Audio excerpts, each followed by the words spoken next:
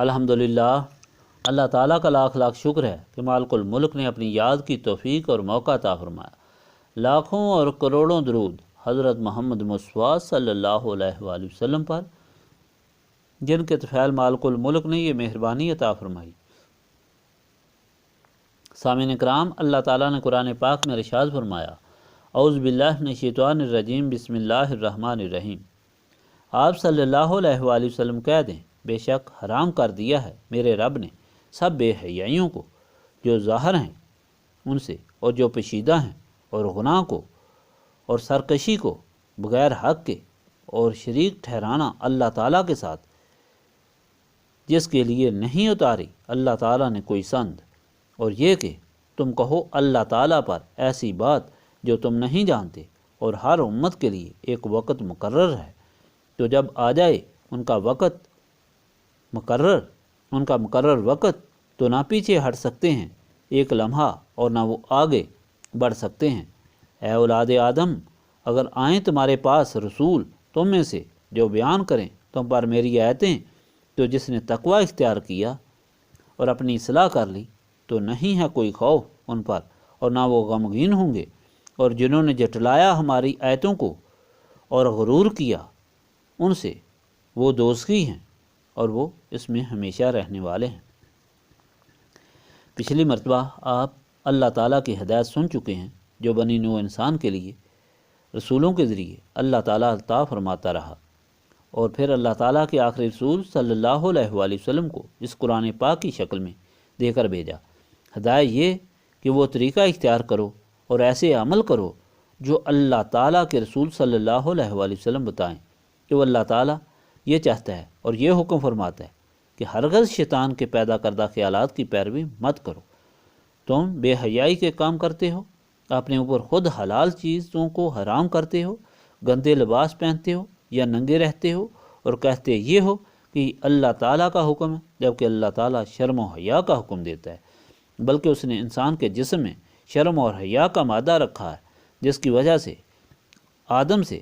جب نوری لباس اترا تو پریشان ہو گئے اور جنت کے پتوں سے اپنا جسم ڈھانکنا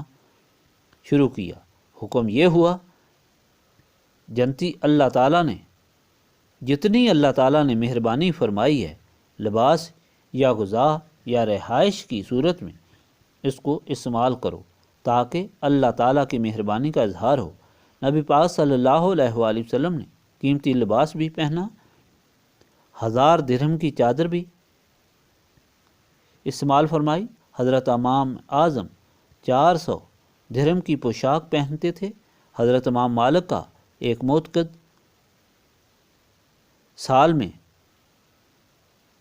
360 کپڑے کے قیمتی جوڑے پیش کرتا تھا،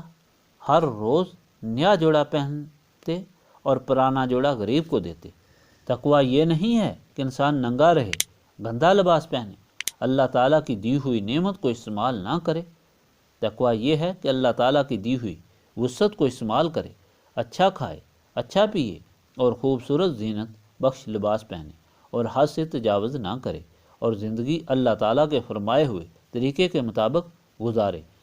اس طریقہ کے تحت جو اللہ تعالیٰ کا رسول صلی اللہ علیہ وآلہ وسلم فرماتا ہے۔ اس کے ساتھ یہ بھی بتایا تھا کہ اللہ تعالیٰ کے فرمان کو وہی سمجھ سکتا ہے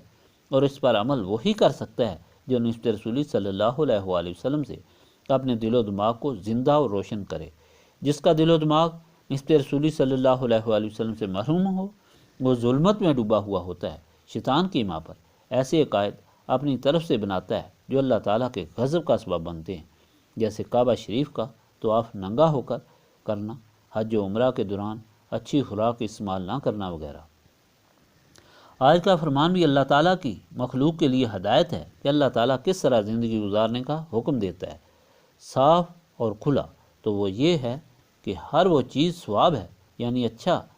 بدلہ رکھتی ہے جو اللہ تعالیٰ کے حکم کے مطابق ہے، اور ہر وہ چیز ممنوع، خراب اور گناہ ہے جو اللہ تعالیٰ کے حکم کے خلاف خود اپنی سمجھ یا عقیدہ سے بنا لے، جس طرح مشرکین مکہ نے بتوں کے سامنے سجدہ کرنا اور ان کو اللہ تعالیٰ کے راضی کرنے کا ذریعہ بنایا تھا، یا کعبہ شریف کا طواف ننگا ہو کر کرنا، یا حج اور عمرہ کے دوران خوراک پر پابندی لگانا، کہ معمولی ہو یا لباس اچھا نہ پہننا، یہ ساری چیزیں اللہ تعالیٰ نے پچھلے فرمان میں بتائیں کہ اللہ تعالیٰ کے احکام کے مطابق نہیں بلکہ خود ساختہ عقیدہ ہے جو صریح ظلم اور گناہ ہے۔ اس ہدایت میں اللہ تعالیٰ فرما رہا ہے فحاشی کھلی ہو یا خفیہ، ہر صورت میں اللہ تعالیٰ نے منع کی ہے، اس لیے یہ گناہ ہے اور ممنوع ہے۔ اس کے علاوہ جو بھی گناہ ہو وہ بھی حرام اور منع ہے، کھلا ہو یا خفیہ۔ بغاوت اللہ تعالیٰ کے قانون سے یعنی تکبر اور غرور سے گناہ کرنا، اللہ تعالیٰ اور اس کے رسول صلی اللہ علیہ وآلہ وسلم کے احکام نہ ماننا بھی گناہ ہے۔ اور پھر سب سے بڑا ظلم شرک ہے، یعنی اللہ تعالیٰ کے ساتھ کسی کو شریک عبادت کرنا، جس طرح مختلف ممالک کے مختلف عقائد کے لوگ شرک کر رہے تھے۔ کوئی پتھر اور مٹی کے بت بنا کر ان کے سامنے سجدہ کرتے تھے، ان سے مدد مانگتے، کوئی آگ خود جلا کر اس کی پوجا کرتے، کوئی سورج کی، کوئی چاند کی، کوئی گائے کی پوجا کرتے۔ اگر جس طرح کسی کے دل میں شیطان بات پیدا کر دیتا اس پر چل کر گمراہ ہوتے اور اسی پر رہتے۔ ان میں سے کوئی بھی ایسا نہیں جس کے باپ دادا کو یا خود اس کو اللہ تعالیٰ کے رسول صلی اللہ علیہ وآلہ وسلم نے اللہ تعالیٰ کے احکام بتائے نہ ہوں، پھر بھی اس حقیقت سے اندھے ہو کر غلط راستے پر چلنا شروع کیا ہوا تھا۔ جب حضور پاک صلی اللہ علیہ وآلہ وسلم تشریف لائے تو آپ نے لوگوں کو اللہ تعالیٰ کے احکام سے آگاہ کیا اور سیدھا راستہ صراط مستقیم دکھایا اور اس پر چلنے کی دعوت دی، یعنی وہی حکم دیا جو سارے رسول علیہ السلام دیتے رہے کہ اللہ تعالیٰ تمہارا بھی رب ہے اور میرا بھی رب ہے، بس اس کی عبادت کرو، اور یہی سیدھا راستہ ہے۔ جن لوگوں نے اطاعت رسول اختیار کی وہ نور معرفت سے منور ہو گئے، انہیں پھر شیطان گمراہ نہ کر سکا اور صراط مستقیم پر رہ کر اللہ تعالیٰ کو راضی کرنے لگے، اور جنہوں نے اطاعت رسول نہ کی وہ ظلمت میں ڈوب گئے اور اس طرح غلط عقائد پر چل کر گمراہ سے گمراہ تر ہوتے چلے گئے۔ اللہ تعالیٰ فرما رہا ہے کہ دیکھو اس دنیا میں تم نے ہمیشہ نہیں رہنا، ایک وقت آئے گا کہ تم نے یہاں سے جانا ہے،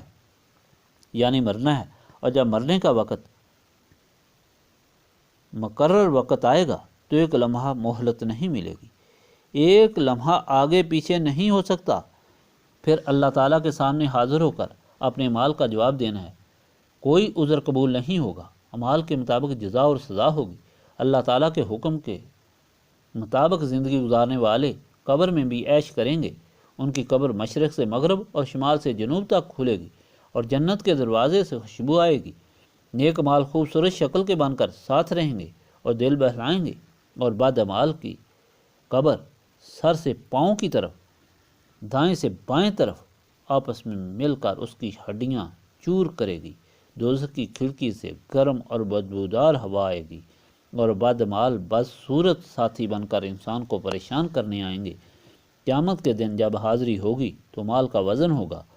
اس کے مطابق فیصلہ ہوگا۔ اللہ تعالیٰ فرماتا ہے کہ آدم کی اولاد میں میں نے تم کو بے ہدایت نہیں چھوڑا، میرے رسول تمہارے پاس میرا حکم لاتے رہیں گے، تم میں سے جو ان کی اطاعت کرے گا، اپنی اصلاح کرے گا، وہ کامیاب ہوگا، اور جو تکبر اور انکار کرے گا وہ نامراد ہوگا۔ سامعین کرام، ساری ہدایت کا خلاصہ یہ ہے کہ نجات نسبت رسولی صلی اللہ علیہ وآلہ وسلم میں ہے۔ جو نسبت رسولی صلی اللہ علیہ وآلہ وسلم حاصل کریں وہی اعلیٰ زندگی گزاریں گے اور موت کے بعد سرخرو بھی ہوں گے،